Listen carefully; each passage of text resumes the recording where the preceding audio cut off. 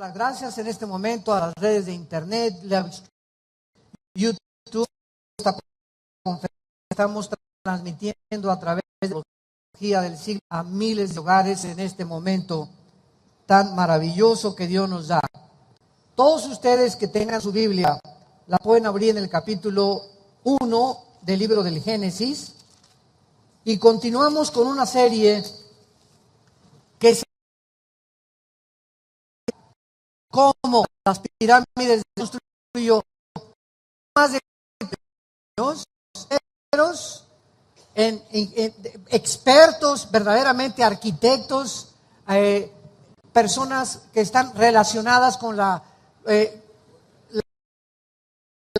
100 toneladas más o menos, acomodadas una sobre la otra, donde hace 4.500 años la civilización humana se encontraba en la agronomía, en la agricultura, ordeñando vacas y recogiendo los huevos de las gallinas, donde no había sierras con punta de diamante para cortar las piedras como las hay actualmente, donde no había grúas para cargar esas piedras megalíticas. Diablo, pero el nombre de él es Lucifer. Y Lucifer significa, o Lucibel en el hebreo, el que porta la luz o el ángel de la mañana, o el que lleva o porta la antorcha. Entonces, Lucifer fue creado en el Edén, dice Ezequiel capítulo 28 en el Antiguo Testamento. Y en Isaías 14 dice la Biblia que Satanás dijo, conforme pasó el tiempo, subiré. Y para subir, pues tienes que estar abajo, ¿verdad? Entonces, él no fue creado en el cielo, él fue creado abajo del cielo, del tercer cielo, porque la Biblia nos menciona 3 cielos. Según de Corintios capítulo 12, el primer cielo, que es la atmósfera, el segundo cielo, que es el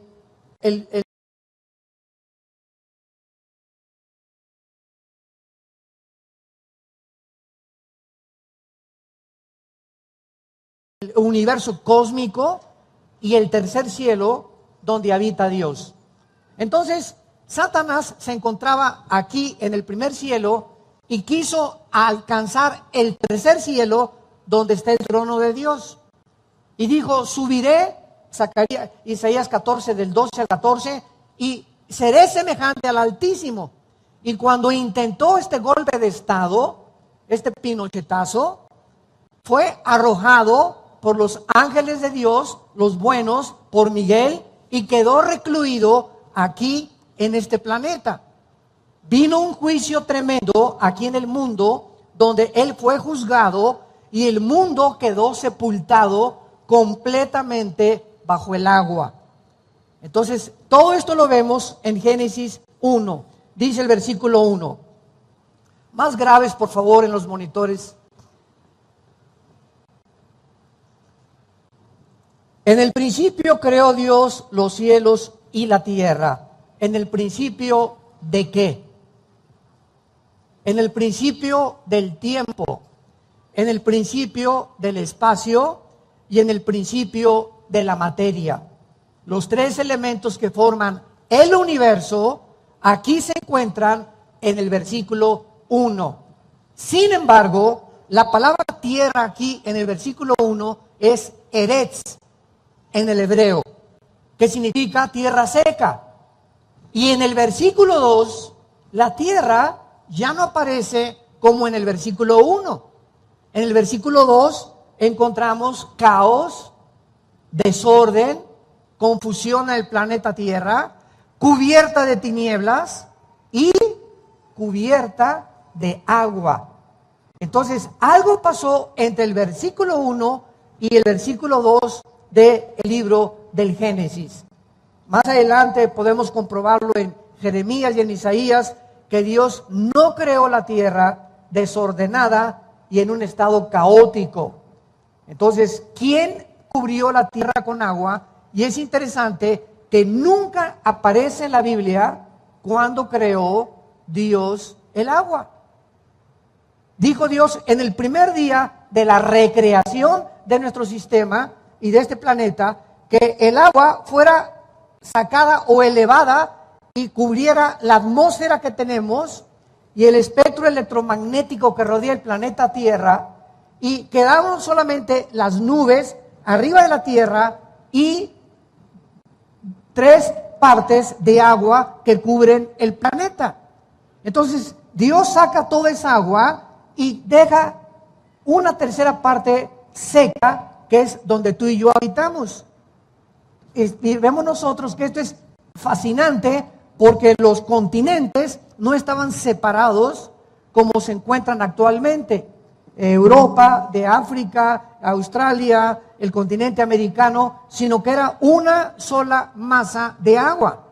Encontramos en Deuteronomio 32, en el Antiguo Testamento, que hubo un juicio de Dios, se separan los continentes y Dios le asigna a Lucifer y a sus ángeles caídos los continentes para gobernarlos y de esta manera probar al ser humano.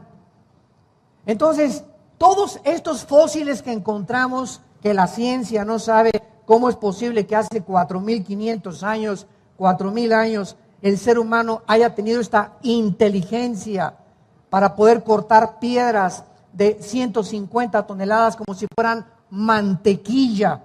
Tú vas a las pirámides de Egipto, la pirámide de Giza, una hoja de papel no cabe en la unión entre una piedra y la otra piedra. Parecería como si las hubieran cortado así con mantequilla.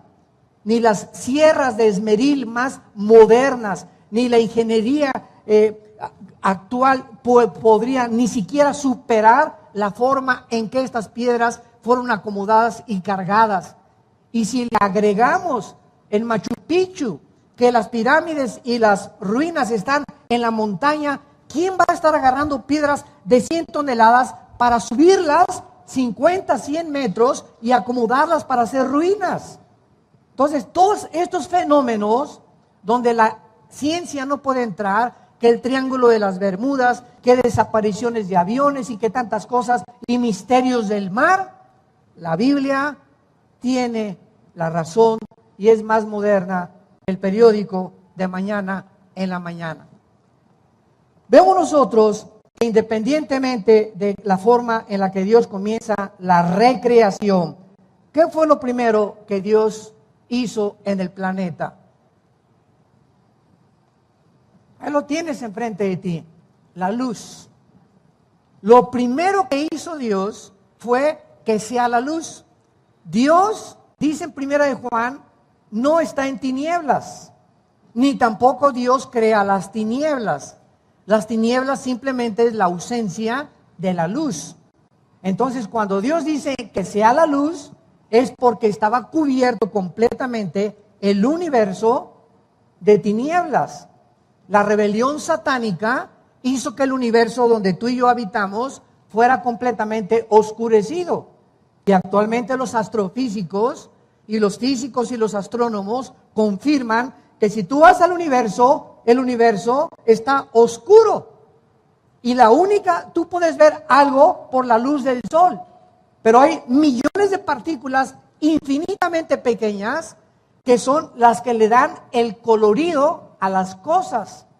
Y esto es increíble porque cuando comenzamos a profundizar en las cosas de la física y de la química, de la genética, como lo vamos a ver más adelante, y venimos a la Biblia nos abre completamente la ventana para asomarnos a un mundo donde la ciencia no puede entrar, porque son cosas escondidas desde antes de la fundación del mundo que Dios se las quiere revelar a los niños. Y cuando tú vienes a la Biblia y eres una persona que amas la verdad y tienes una relación con Cristo todos los días, comienza tu cerebro a expandirse, porque cuando cayó Adán y Eva en el huerto del Edén, perdimos más del 90% de información en el ADN. No se están empachando, ¿verdad? Ay, me fascina esto, esto es maravilloso. Tenemos ya que comer la carne de la Biblia.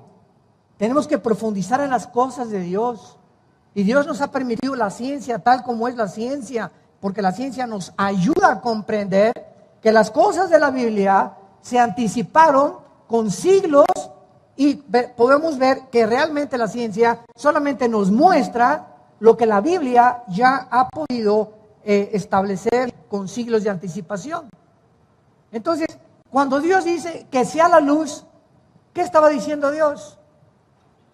Oiga, como me dijo una persona, ¿cómo es posible que Dios diga que sea la luz cuando en el versículo 14, en el cuarto día, dice la Biblia, dijo luego Dios, haya lumbreras en la expansión de los cielos para separar el día de la noche y sirvan de señales para las estaciones, para días y para años?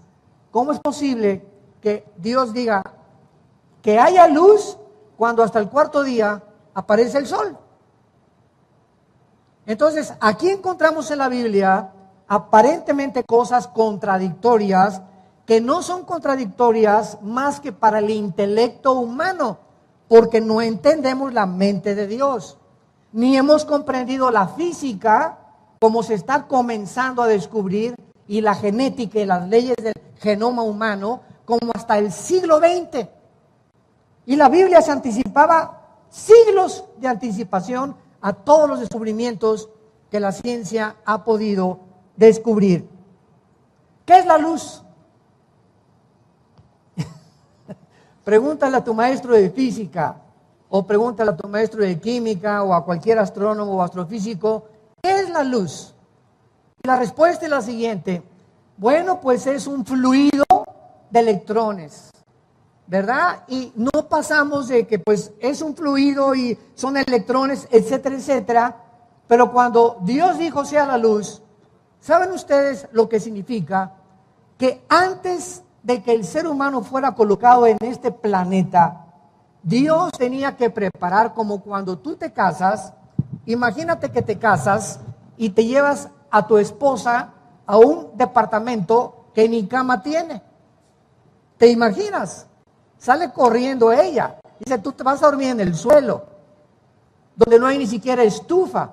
Entonces, cualquier persona que hace algo, prepara la casa y por lo menos, digo, la cama y una cocina, un refrigerador, ya mínimo. Así fue como yo comencé.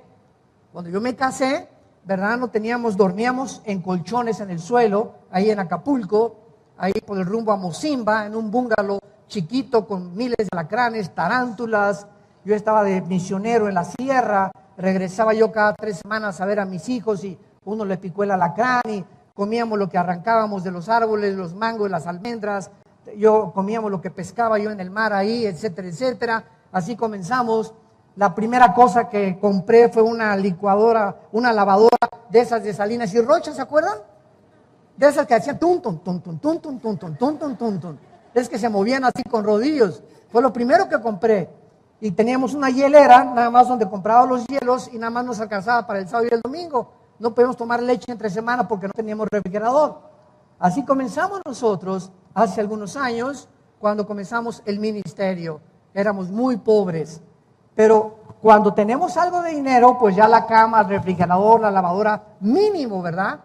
Lo que quiero decir es lo siguiente: antes de que Dios nos pusiera aquí en este planeta, Él tenía que preparar las condiciones, afinar el universo, establecer leyes cósmicas que operaran para que cuando nosotros, la cúspide de la creación de Dios, el ser humano es la cúspide de la creación de Dios, porque fuimos creados a su imagen y semejanza.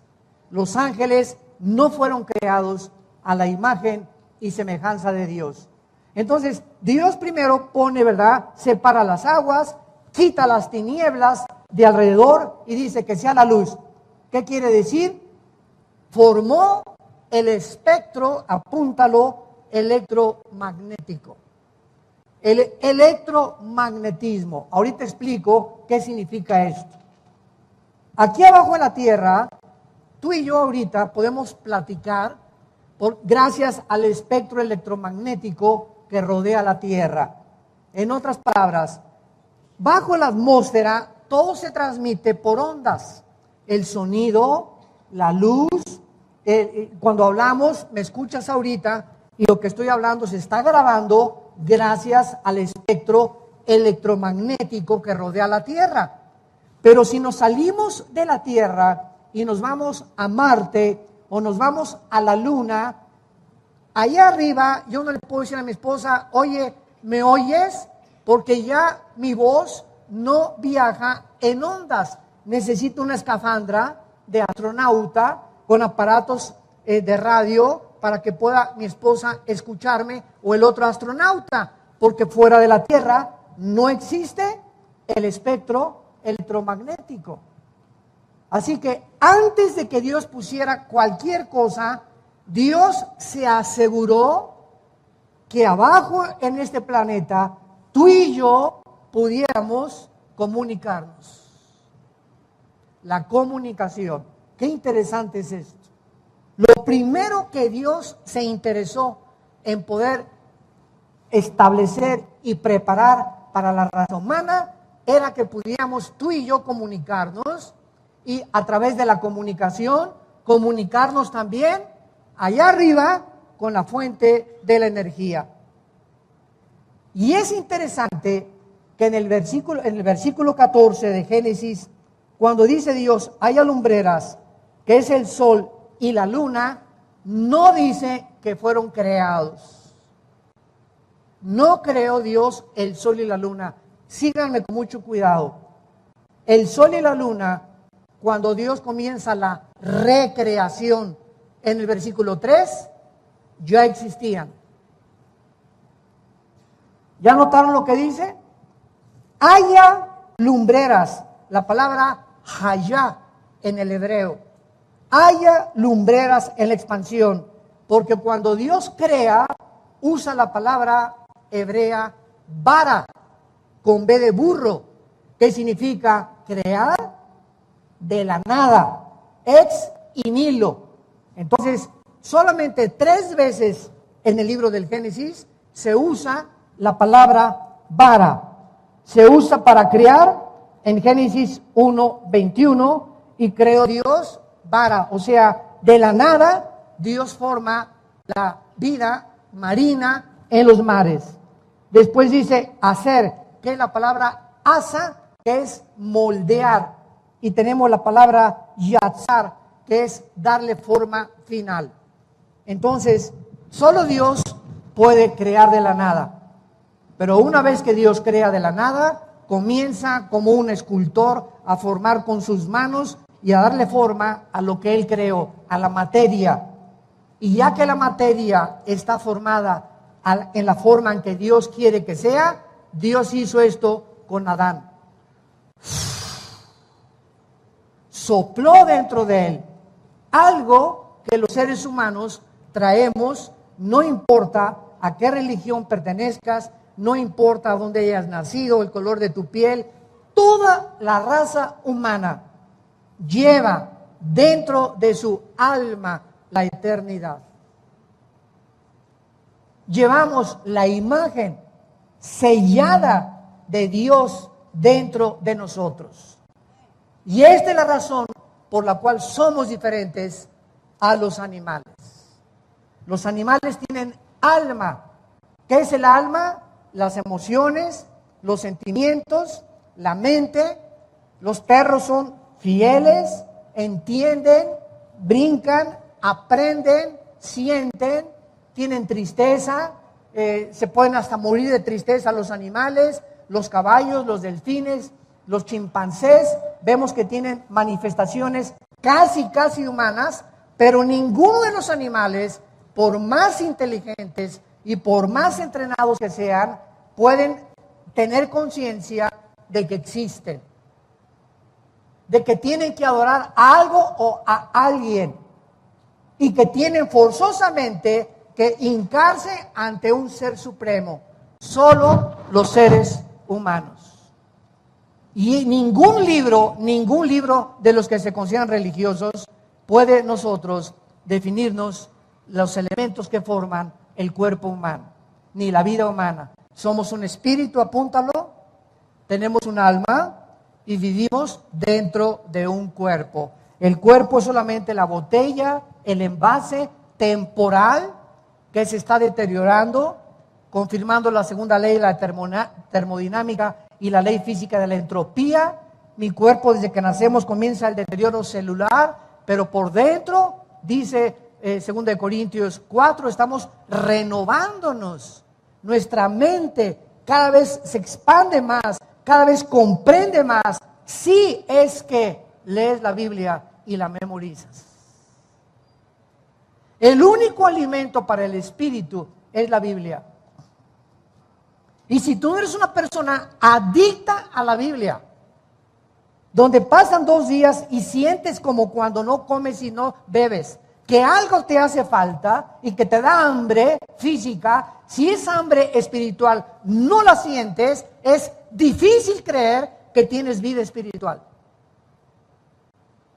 Porque así como un niño cuando nace comienza a gritar, ñaco, ñaco, ña, y lo primero que hace es poner el pecho a la mamá para poder inmediatamente calmar al niño, porque nace dentro de su naturaleza la tendencia que tiene que pegarse al pecho durante el primer año, 2 años. Si no tienes esa necesidad de, como los niños, desear la leche espiritual no adulterada, se puede dudar que tú tengas una relación con Dios. Y tú puedes decirme, soy católico, soy bautizado, remojado, soy presbiteriano o evangélico o protestante o mormón o testigo de Jehová. No importa la religión que tengas, el cristianismo no es tener una religión, es tener una relación viva, dinámica, orgánica, con alguien que está vivo. Y cuando venimos a la Biblia, hacemos contacto no con un libro de Octavio Paz, ni de William Shakespeare, ni tampoco de los grandes intelectuales. Hacemos contacto con un libro que tiene la vida. La vida. Jesús dijo en Juan 6, mis palabras son espíritu y son vida. Tú haces contacto con uno de los literatos y con uno de los grandes hombres de la literatura y de la poesía, y maravilloso, y es alimento al intelecto.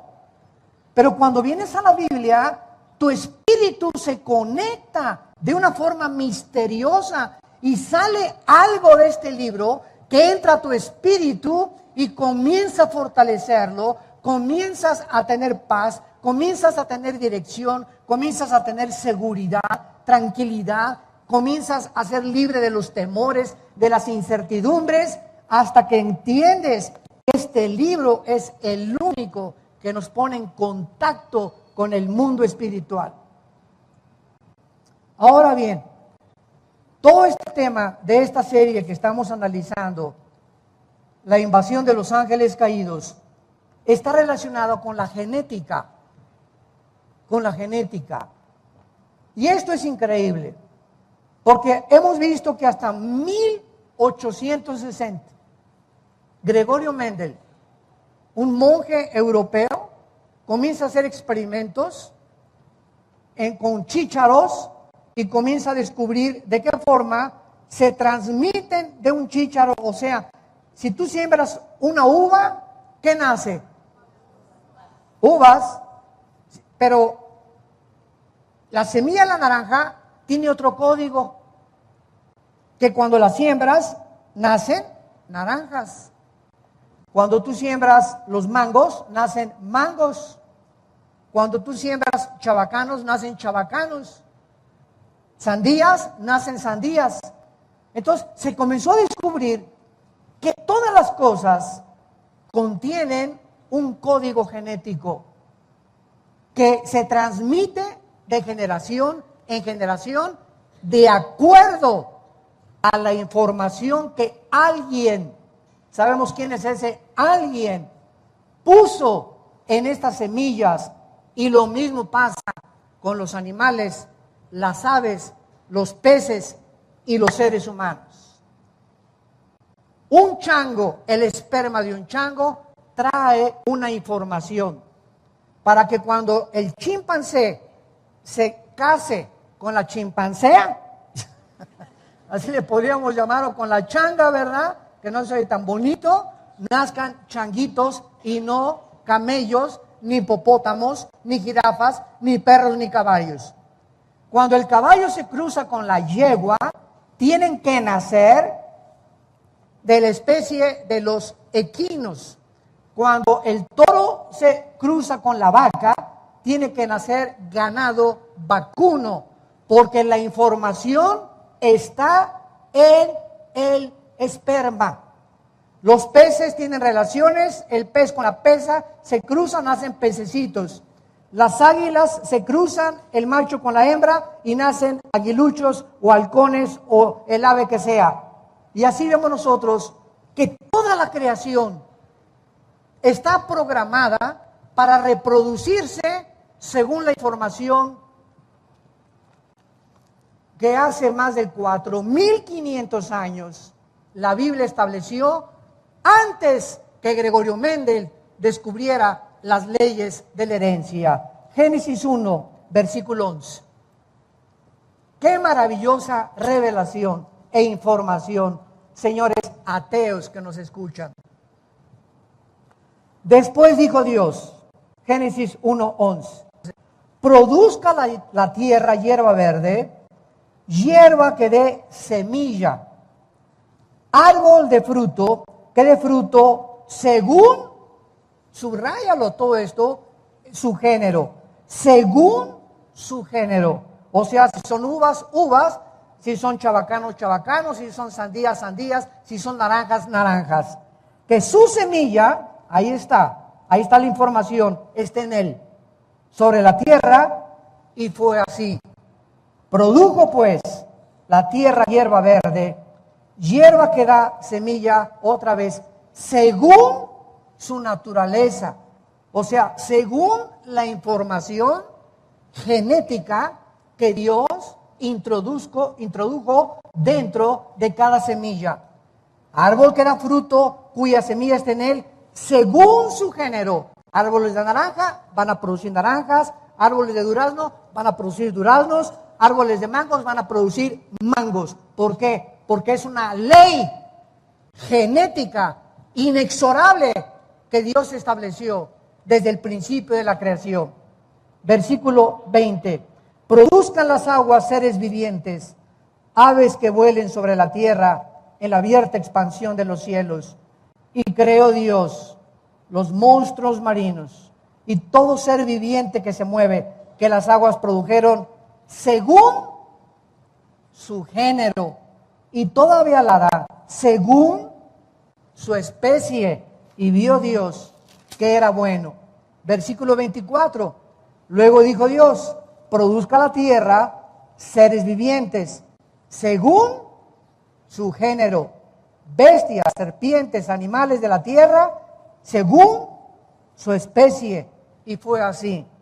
Y hizo Dios animales de la tierra según su género, ganado según su género, todo animal que se arrastra sobre la tierra según su especie, y vio Dios que era bueno. Muy bien. Hasta 1860. El hombre comienza a hacer pininos para entender lo que aquí estaba escrito 4.500, 5.000 años antes. Escuchen esto. Y no es hasta 1954. Pasó un siglo casi después de Gregorio Mendel, que el doctor Watson y el doctor Crick, norteamericanos, en 1954 ganan el premio Nobel de Medicina por la investigación que hicieron acerca de la hélice del ADN.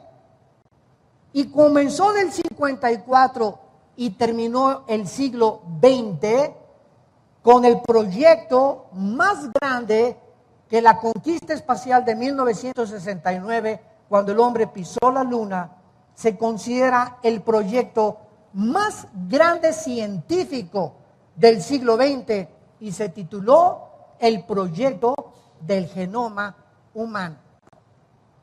En el año 2000, el presidente Clinton recibe al doctor Collins, que ha escrito libros, buscando en la internet, él es cristiano y fue nombrado el presidente del proyecto del genoma humano, el doctor Collins, con doble L y S de Samuel al final. Y el presidente Clinton le dice al doctor Collins: hemos por fin encontrado el libro de la vida en la molécula del ADN, que es el ácido desoxirribonucleico. Ahora, ¿qué es el ADN? Para que muchos de ustedes lo puedan entender, porque se menciona por todos lados. Muy bien. Nuestro cuerpo está formado de trillones de células. Trillones de células. Todo el cuerpo humano tenemos células de diferentes tipos. Muy bien.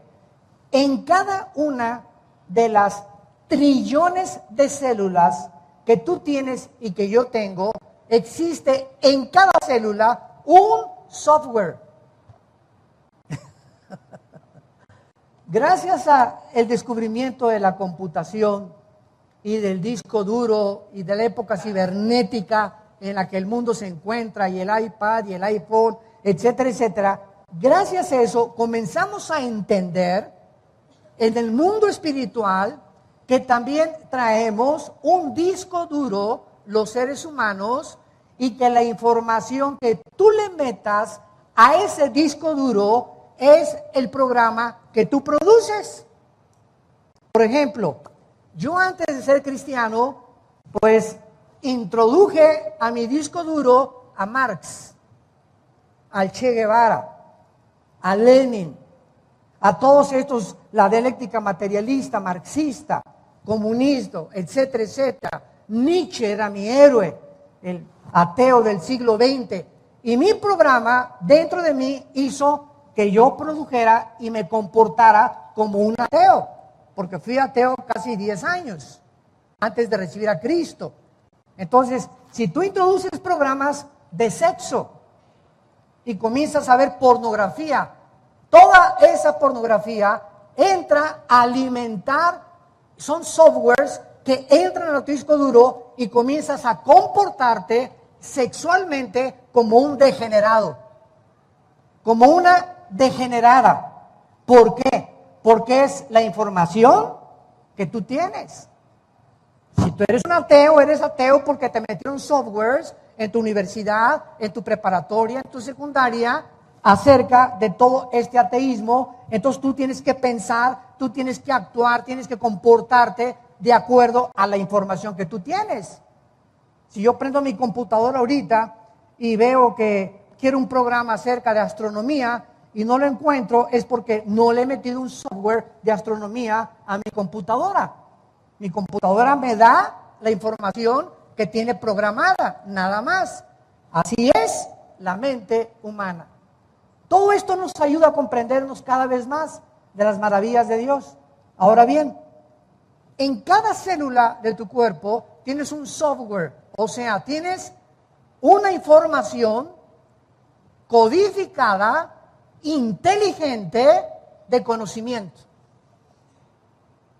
Y en cada célula de nuestro cuerpo existe tanto conocimiento para volver a hacerte a ti y a mí. Microscópicamente, en cada trillón de las células que tenemos, está la información de quién eres, el color de tus ojos, el tamaño de tu estatura, el color de tu pelo, las orejas de papalote de tu abuelo, la nariz de cuervo de tu papá. Toda la genética, hasta las enfermedades, vienen microscópicamente programadas dentro de cada célula de nuestro cuerpo, desde Adán hasta nuestros días. De tus tatarabuelos, si tus bisabuelos fueron diabéticos, tus abuelos fueron diabéticos, hay una propensidad de que tú heredes la diabetes genéticamente. Y uno de los más grandes, si tus bisabuelos murieron del corazón, tu abuelo murió del corazón, tu papá murió del corazón, los hermanos de tu papá murieron del corazón, hay una propensidad que tú hayas heredado problemas cardíacos en tu vida. Si tu abuelo fue gordo y tu abuela fue gorda, le decían la Tonina Jackson a tu abuela, y pasaron toda esta grasa, ¿verdad? Tienes una propensidad también a la gordura. Ahora, uno de los descubrimientos más grandes que se han hecho en este siglo XXI es el siguiente: de que la alimentación puede cambiar la herencia que nosotros recibimos de muchas enfermedades. Les voy a dar un ejemplo. En el caso de nuestra familia, mi padre muere del corazón a los 53, 54 años. Mi papá murió del corazón. Era un hombre como un 85 de estatura, muy alto. Era un oso, ¿verdad? Hasta los 30 años fue muy fuerte. De los 30 a los 40 se descompuso, comenzó a comer. Me acuerdo que 3 bolillos se desayunaba así, era una taza de café, así la de mi papá. Y agarraba los bolillos así, ricos, tostaditos. Así lo remojaba, porque si no se remoja no sabe rico, ¿verdad? Desde luego, a la mexicana. Y eso es lo que desayunaba.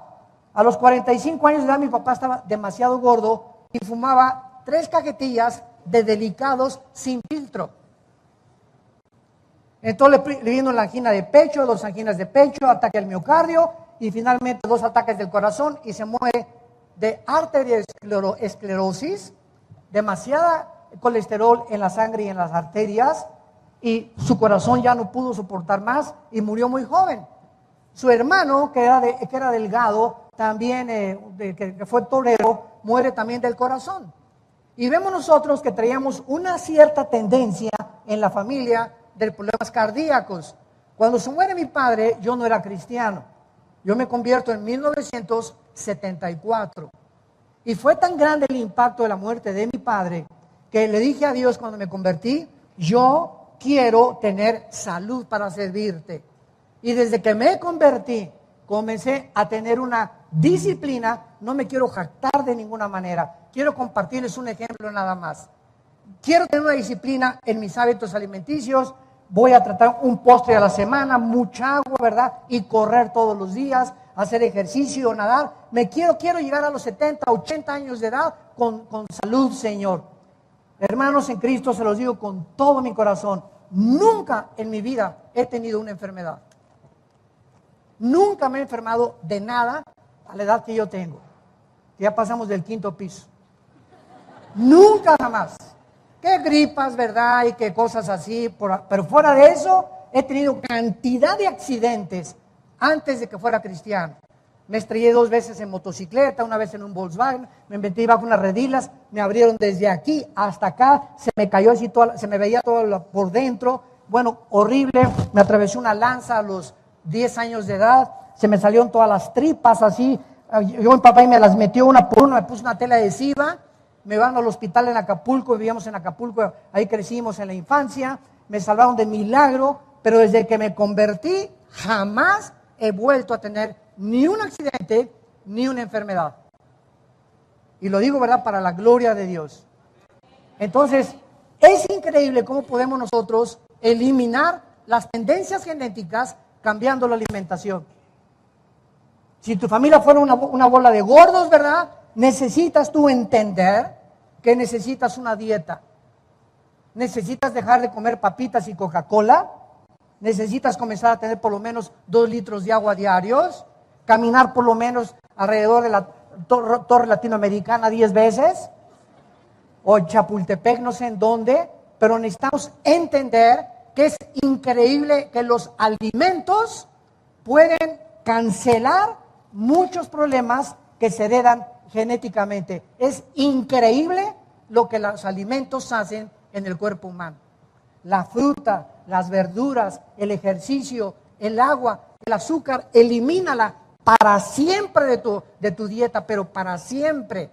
Y no te imaginas, a los 40, 50 años de edad, te vas a sentir con energía, te vas a sentir con ganas de vivir. No vas a estar, ay, no tengo ganas de ir a la iglesia, ay, por aquí, por allá. ¿Qué es esa desgane? Es gasolina que no has quemado, que la tienes en los riñones. Ay, no quiero leer la Biblia, ya me subo 4 escalones y me canso. Ay, hermano, no tengo ganas de nada. Y leo la Biblia y me duermo. Estoy en el servicio el domingo y me duermo. ¿Por qué? Porque no tienes la energía que necesita tu cuerpo para poder enfrentar las adversidades y los problemas que todos los días tenemos con ellos que vivir. Entonces, es maravilloso que la Biblia nos muestre claramente en el libro del Génesis el inicio de la creación, qué fue lo primero que Dios hizo, por qué lo hizo, por qué lo preparó, por qué quiere Dios que entendamos estos principios de la genética. Ahora bien, para terminar en penúltimo lugar, está comprobado científicamente las leyes de la herencia. Está comprobado que si tu mamá es güera, tú eres güero, o si tu papá es moreno y tu mamá güera, pues sales ahí medio pistachón, etcétera, etcétera. ¿Verdad? Cuando los españoles llegaron a México, se cruzaron con las indígenas y nacieron los que se llaman los criollos. En fin, ¿verdad? Todo eso está comprobado científicamente que heredamos en el esperma microscópico de mi papá.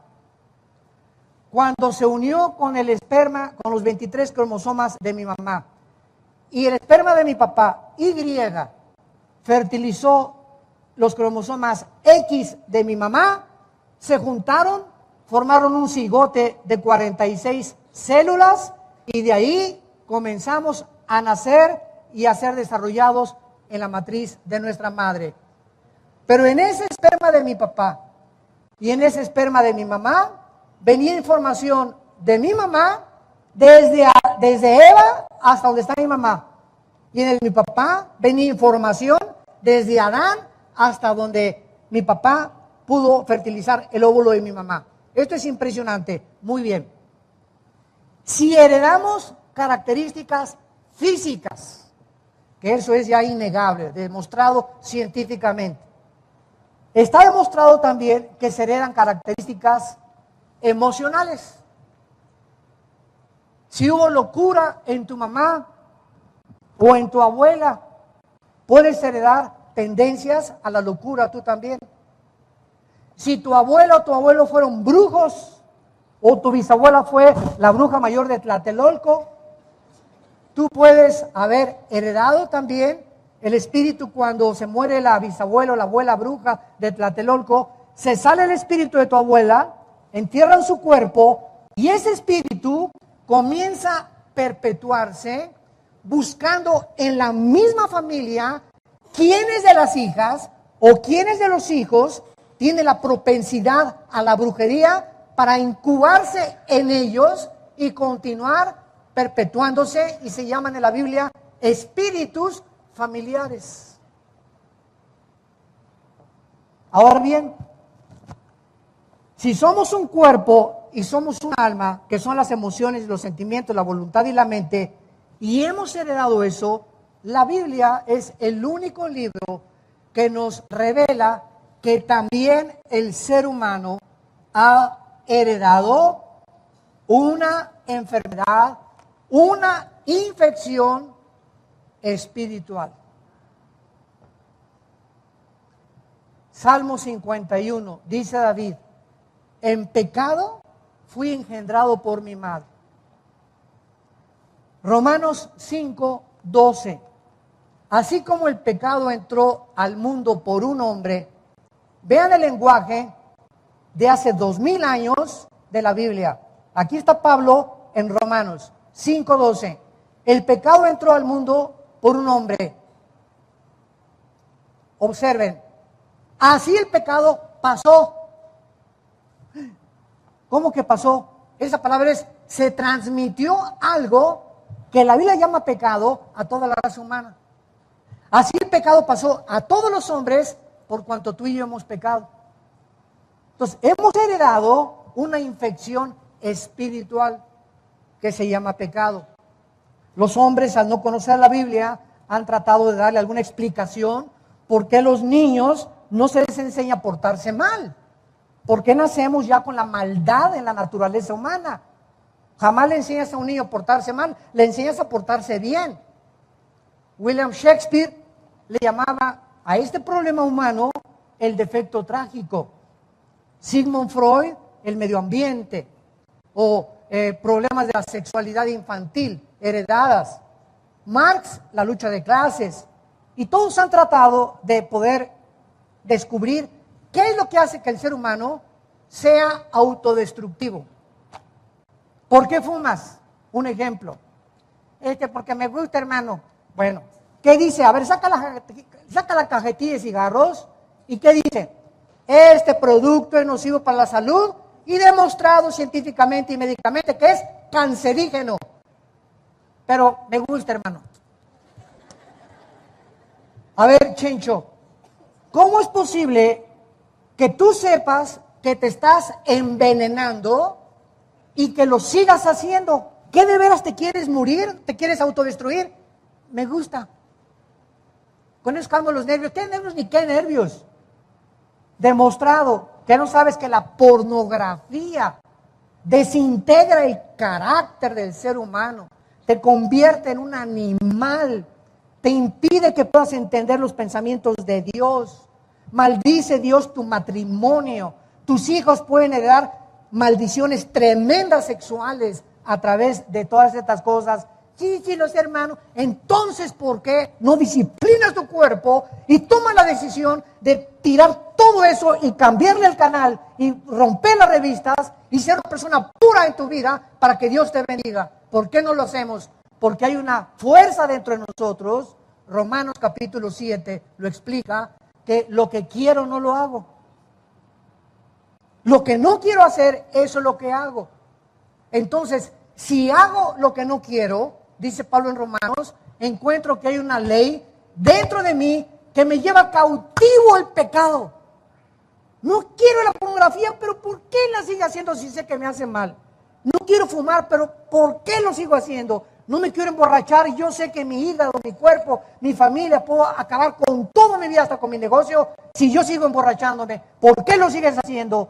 Porque somos autodestructivos y la Biblia es el único libro que nos diagnostica el problema heredado. Y ¿sabes una cosa? Ni Alcohólicos Anónimos, ni Borrachos Anónimos, ni Neuróticos Anónimos, ni Marihuanos Anónimos, ni los gurús, ni el budismo zen, ni tampoco el yoga, ni nada puede cambiar la condición del hombre más que una sola medicina: la sangre de Jesucristo. La sangre, la vida de Jesús impartida a nuestra vida, cuando le recibimos como nuestro Salvador, comienza a desinfectarnos poco a poquito en la medida y en el progreso en que yo tengo contacto con Dios a través de este libro. Y así pueden pasar 2, 3, 4 años de mi vida cristiana, y como no he tenido contacto con este libro, y mi vida cristiana es el domingo nada más, no he cambiado para nada. Y don Pancho sigue maltratando a su esposa, y el joven sigue fornicando con su novia, y sigues viendo pornografía, porque tu mente no ha sido desprogramada, y no la estás reprogramando con el nuevo software de Dios. Gracias a los descubrimientos científicos del siglo XX, la computadora, el internet, los discos duros, podemos entender el mecanismo de cómo tú y yo funcionamos. Y le damos gracias a Dios, ¿verdad? Porque cuando comenzamos a entender esto, comenzamos a despejar muchas incógnitas y muchos misterios, y a comprender una cosa: que si invocamos por Padre a aquel que es sin acepción de personas, nos juzga a cada uno de nosotros, y Dios no tiene consentidos, caminemos en el temor de Dios durante la corta vida que tengamos. Nuestro cuerpo es el templo del Espíritu Santo. El que destruya su cuerpo, Dios lo destruye. Si no cuido mi cuerpo, Dios no se hace responsable de mis enfermedades. No vengas con la panza de Santa Claus, y no vengas con problemas del cigarro. Señor, sáname, Señor, quítame lo carnal, sácame el espíritu de lo carnal. Hay una responsabilidad que nos corresponde a nosotros, que Dios dice: tú sujeta y tú haz morir las obras de la carne. No le digas a Dios, ay, quítame lo carnal, o ayúdame a no ser prostituta, o ayúdame a no ser homosexual. No, hay algo en nosotros que es el Espíritu de Dios. Él no es un espíritu de temor, es un espíritu de valor y dominio propio. Y este cuerpo, 1 Corintios 9, hay que someterlo y chicotearlo y no darle gusto. Dice Pablo, pongo mi cuerpo en servidumbre, no sea que si mi cuerpo no es mi siervo y le sigo dando gusto a esta carne y a la boca y a mis ojos y a mis oídos y sigo poniendo en primer lugar el gusto y los apetitos de mi carne, voy a ser eliminado. Voy a ser eliminado. Y esta es la advertencia más grande que Dios nos hace en la Biblia. Somos responsables de nuestra salud, de nuestra higiene mental, de nuestra higiene emocional, porque tenemos todas las cosas que Dios nos ha dado a través de la vida y la piedad, por medio del conocimiento de aquel que nos ha dado la esperanza a la cual debemos de permanecer firmes hasta el fin, si es que en tu vida habita el Hijo de Dios. ¿No quisieran muchos de ustedes en esta mañana invitar a Jesucristo a sus vidas? ¿No quisieras invitar a ese doctor que quiere entrar a tu vida a sanarte? No hay ninguna otra medicina más que lo que Él hizo en la cruz. Es la cruz de Cristo la respuesta al problema del pecado humano. No hay ninguna otra cosa. Todo lo demás son paliativos y panaceas. Es la sangre de Cristo la que nos limpia de toda maldad. Oremos. Padre, te damos gracias por tu palabra. Gracias porque todas las cosas que pertenecen a la vida y a la piedad, a la vida cristiana, ya nos han sido dadas por tu divino poder,